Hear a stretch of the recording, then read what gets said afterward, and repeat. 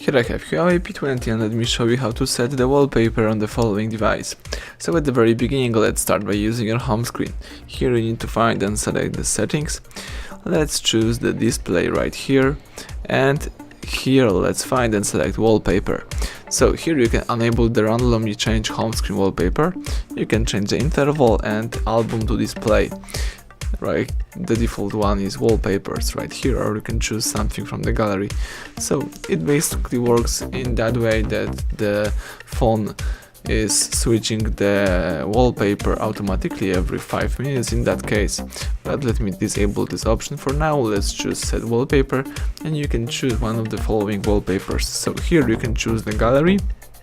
If you have some photos, you can choose it. If not, let's go back. You can choose more and use something from the following gallery. You need to have the internet access to look from this gallery. You can use some live wallpapers. Here we've got some top, some local ones. Let's go back, and you can also use the wallpapers gallery. This is the HUAWEI gallery that you can use.